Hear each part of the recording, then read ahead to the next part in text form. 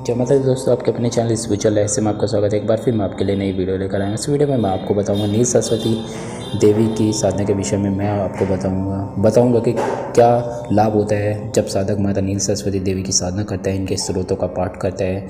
और एक ऐसे साधक के भी विषय में मैं आपको बताऊँगा जिसने पहले इस स्रोत का पाठ किया, माता नील सरस्वती देवी की साधना की, और उसके बाद उनके जीवन में एक आश्चर्यजनक लाभ घटित हुआ। तो ये सभी बातें इस वीडियो में मैं आपको बताऊंगा। तो वीडियो शुरू करते हैं। सरस्वती देवी संपूर्ण ब्रह्मांड की समस्त ज्ञान की ज्ञाता है। माँ नील सरस्वती को माँ तारा का विशेष रूप माना जाता है। मनुष्य का जब जन्म होता है तो जन्म के साथ ही हमारे मस्तिष्क का जो विकास हुआ होता है उसके ऊपर ही हमारे स्मरण शक्ति का आधार होता है। यह ईश्वर की देनी है कि किसी को ज़्यादा तो किसी को कम स्मरण शक्ति प्राप्त होती है। नील सरस्वती माता को स्मरण शक्ति की देवी भी कहा गया है।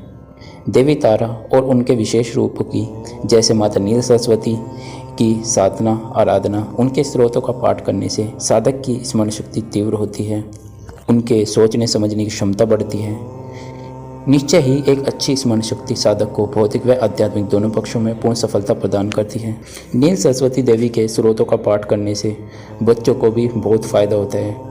नील सरस्वती स्रोत का पाठ करने से बच्चों का दिमाग तेज हो जाता है। वे किसी चीज़ को अगर एक बार याद कर लेते हैं तो लंबे समय तक उसे याद रख पाते हैं, जल्दी से भूलते नहीं हैं। क्योंकि बच्चों के साथ एक समस्या बनी रहती है, वे किसी चीज़ को याद कर लेते हैं तो फिर भूलते रहते हैं। तो उसमें यह चीज़ काफ़ी कारगर हो सकती है और उनको एग्ज़ाम परीक्षा में भी उनको सफलता प्राप्त होती है। जैसे कोई कॉम्पिटिशन की तैयारी कर रहा है कोई बच्चा, और वह अगर इसी स्रोत का पाठ करता है, माता की साधना करता है, तो उसको भी इसका पाठ करने से अवश्य ही फ़ायदा होता है। वो एग्ज़ाम में अच्छे नंबर ला सकते हैं।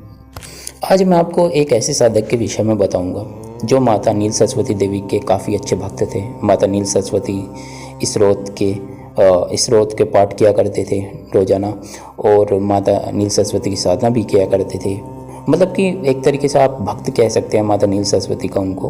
और उन पर उनके जीवन में एक ऐसा आश्चर्यजनक चमत्कार घटित हुआ जिसे आप सभी लोगों को सुनना चाहिए, जानना चाहिए। क्योंकि आप लोगों का क्या है कि पूरी वीडियो नहीं देखते और स्किप कर देखते हैं, तो उससे ज़्यादा बातें आपकी समझ में नहीं आ पाती। तो पूरी वीडियो देखिए, तभी आपके सभी बातें समझ में आएंगी। जिन व्यक्ति की मैं बात कर रहा हूँ यह बात आज से कम 100 साल या 120 साल पुरानी रही होगी। यह ब्राह्मण थे। यह प्रतिदिन माता नील सरस्वती के स्रोत का पाठ किया करते थे। इस स्रोत का पाठ करने से उनको आश्चर्यजनक लाभ प्राप्त हुआ। उनकी स्मरण शक्ति तीव्र हो गई। वह जिस चीज़ को देख लेते थे या पढ़ लेते थे या किसी पुस्तक को पढ़ लेते थे तो 1 या 2 बार के पढ़ने में भी वह चीज़ उनको अच्छी तरीके से याद हो जाती थी और वह भूलते भी नहीं थे जल्दी से उस चीज़ को। आवाज़ में भी ऐसी मधुरता थी, ऐसा आकर्षण था कि दूसरा व्यक्ति उनकी तरफ ना चाहते हुए भी खिंच जाता था, उनकी बातों से प्रभावित होता था, उनकी बातें मानता था। सब कुछ अच्छा चल ही रहा था। एक रात चोर इनके घर में घुसे और वह उस कमरे में गए जहाँ पर इनका धन सामान रखा हुआ था जो काफ़ी कीमती था। चोर चोरी कर ही रहे थे कि कुछ सामान उनके चोरों के हाथों से गिर गया। इसकी आवाज़ सुनने के बाद पंडित जी जो सो रहे थे उनकी आंख खुल गई।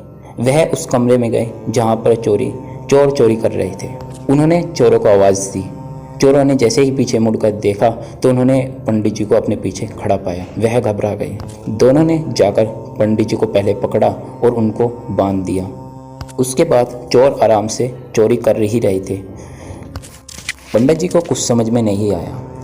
पंडित जी ने माता नील सरस्वती का स्मरण किया, उनके स्रोतों का पाठ करना शुरू कर दिया।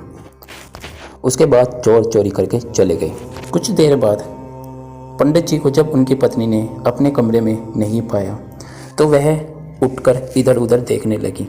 दूसरे कमरे में गई तो जाकर देखा कि पंडित जी बंधे पड़े हैं, उनको किसी ने बांधा हुआ है। वह देखकर काफ़ी आश्चर्य में पड़ गई। उसके बाद उन्होंने पंडित जी को खोला। पंडित जी ने जो बातें हुई उनके साथ घटित, वह सब कुछ उन्होंने बता दिया। फिर पंडित जी ने तिजोरी खोलकर देखा जहाँ पर उनका धन रखा हुआ था। उनको काफ़ी ज़्यादा आश्चर्य हुआ तिजोरी देखने के बाद, क्योंकि जो धन उनकी तिजोरी में रखा हुआ था सब वैसे का वैसे ही था। उसमें तो कुछ भी ऐसी चीज़ नहीं थी जो उठी हुई वहाँ से हो या किसी भी चीज़ को इधर से उधर किया गया हो, लेकिन चोर आराम से चोरी वहाँ पर कर भी रहे थे और यह सब कुछ देख भी रहे थे पंडित जी। लेकिन वहाँ पर तो कुछ भी नहीं उठा हुआ था, सारा धन वहाँ वैसा का वैसा ही रखा हुआ था जैसे पंडित जी ने रखा हुआ था पहले से। पंडित जी समझ गए यह सब माँ नील सरस्वती की कृपा है, उनके सिवा ऐसा चमत्कार कोई भी नहीं कर सकता। यह माँ की कृपा ही थी कि चोर वहाँ चोरी करने गए और चोरी की भी, लेकिन वहाँ से कुछ भी धन नहीं उठा सके।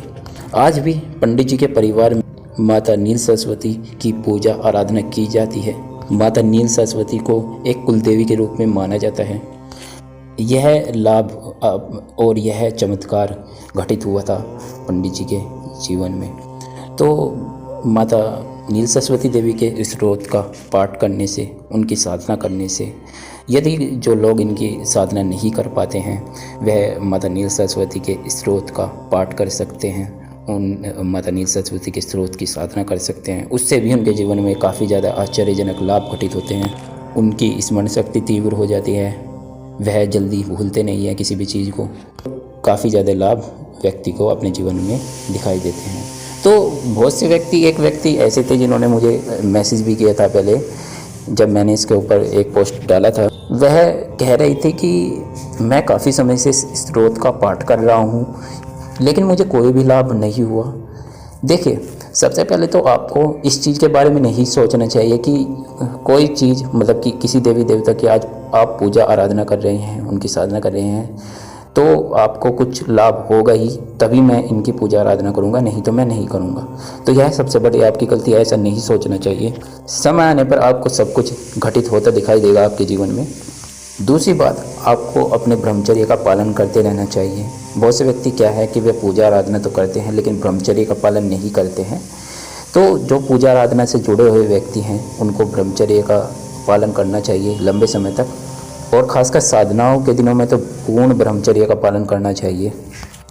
आचार विचार में अपनी शुद्धता रखनी चाहिए, सात्विक भोजन करना चाहिए और जो साधना के नियम हैं उन सभी नियमों का पालन करना चाहिए, तभी आप सफल हो पाते हैं।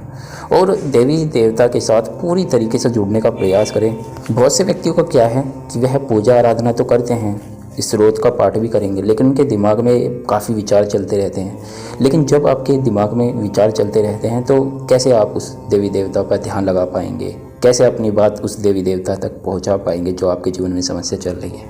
पहले अभी इन सभी विचारों को दूर करें और फिर उसके बाद मन लगाकर स्त्रोत का पाठ करें या मंत्रों का जाप करें देवी देवताओं के, या जैसे मैंने आपको बताई है नील सरस्वती देवी के स्त्रोत का पाठ करें, उनके मंत्रों का जाप करें और बिल्कुल मन लगा करें। चाहे एक ही पाठ करना पड़े आपको, लेकिन एक ही पाठ बिल्कुल मन लगा करें। एक भी विचार आपका नहीं आना चाहिए दिमाग में। जब आप ऐसे सोच कर करेंगे तो आपकी सफलता अवश्य मिलेगी। आप देखिए कहीं ना कहीं गलती ज़रूर करते होंगे, तो आप देखिए, समझिए और बताइए मुझे। अगर कोई ऐसा व्यक्ति है जो काफ़ी लंबे समय से इस स्त्रोत का पाठ कर रहा है लेकिन उसको कोई सफलता नहीं मिली है, कोई फ़ायदा नहीं मिल रहा है, तो वह बताइए मुझे कि आप क्या गलती कर रहे हैं, तो मैं आपको बताऊंगा कि आपको कैसे उस गलती में सुधार करना है। अगर आपका कोई क्वेश्चन है तो कमेंट करें, चैनल को सब्सक्राइब कीजिए, वीडियो को लाइक कीजिए। धन्यवाद। जय श्री राम।